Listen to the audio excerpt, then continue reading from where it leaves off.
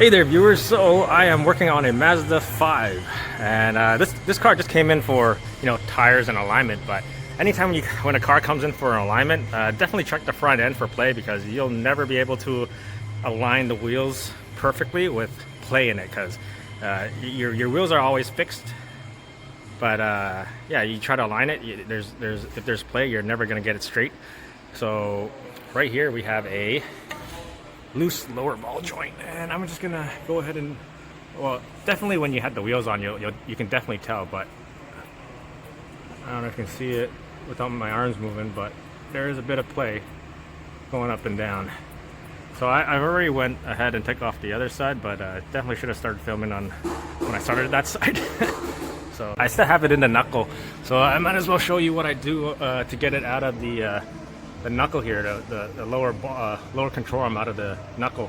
So I hammer a chisel, so what that does is it spreads it open, and there goes Jackie. And then I grab a hammer and I hammer this part down to pop it out. So I'm just gonna go ahead and do that. Alright, so I'm just getting this lower control arm out, so I just hold it here and I get the hammer and just hit it here.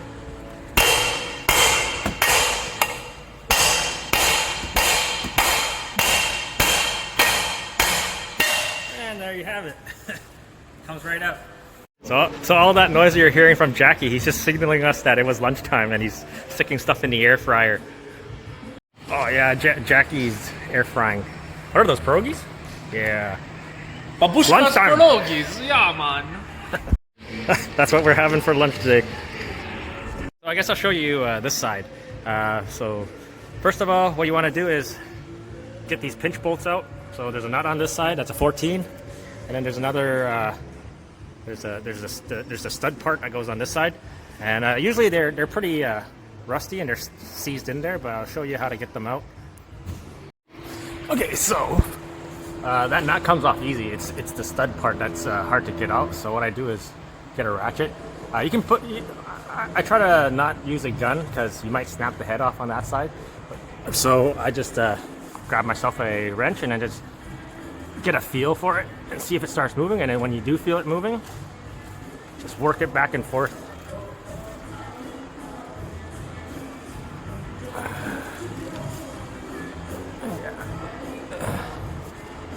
Yeah, definitely it's pretty tight, so I just try to prevent using a impact or anything to try to spin that bolt off because you can just snap the head so easily.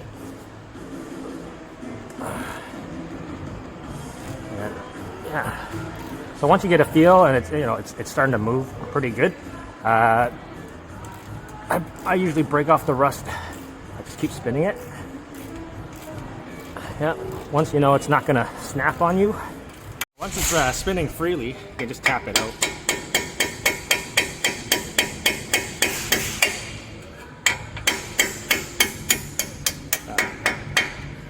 And then, yeah, just get yourself a punch and then punch it out the rest of the way.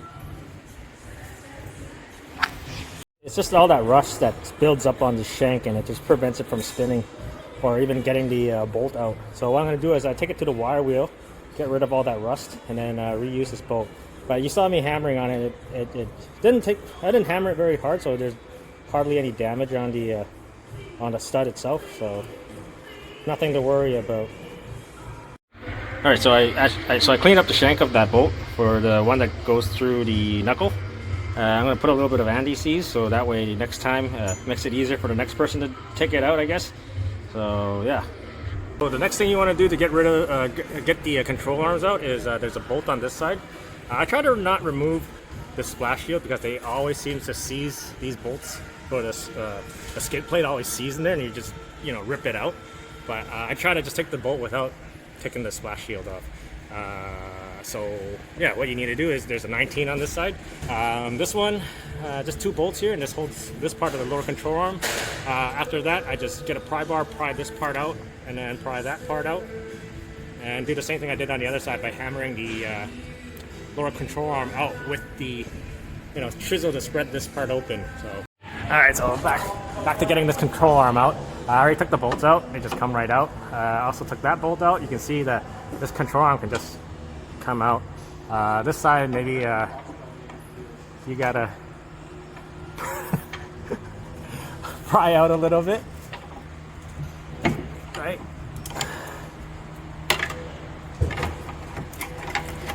Oh yeah, and make sure you extend this tie rod out. You know, just turn the wheel just to give you a little bit extra space.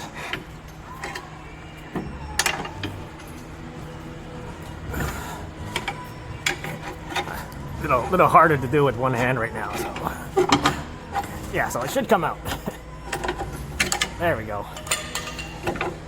Yep, and then same thing. I hammer a chisel into there, right, and just hammer this down to get the control arm out. All right, after 2 hours of waiting for these straw arms to come in, I'm putting them in now. So how to get these in first is you push this side in, just to show you. This is how it looks like. Here's the old one. So yeah, just get that in there first, and then once that goes in, you can push this part up, and then you get the ball joint in. So very simple. Hope that helps. And here's a tip for getting these bolts in. If you're having trouble because this bushing is on an angle, you can't get these bolts threaded through, just load up the suspension and it'll line it perfectly, just to put these bolts in. So if you're doing this on the floor, using a floor jack will probably help you. Just jack up the control arm just to help line up these bolts, or these through bolts, to get it in through the other side, and thread it by hand. As you can see, they're lined up pretty good, and I got the bolts threaded to the other end. So just a quick tip for you if you're having trouble getting it in. And then before you tighten this bolt, just make sure you load up the suspension. Just put a jack stand or whatever to just so your bushing's on a normal angle when your car's on the ground. Because if you tighten it now and you put the weight of the car, you're gonna be flexing that bushing and you're gonna prematurely wear it out. So anytime we torque a bolt, we gotta make a line and mark it. That way if it backs off, then we know and we can see it. Right, so installation is just a reversed order. I just want to show you the torque specs for all the bolts. So the one that goes through the bushing, that is 96 to 110 pound-feet, or foot-pounds, whichever you want to say it. And then those bolts, these bolts that go, the two bolts that go upwards into the rear bushing, those are 57 to 75 pound-feet.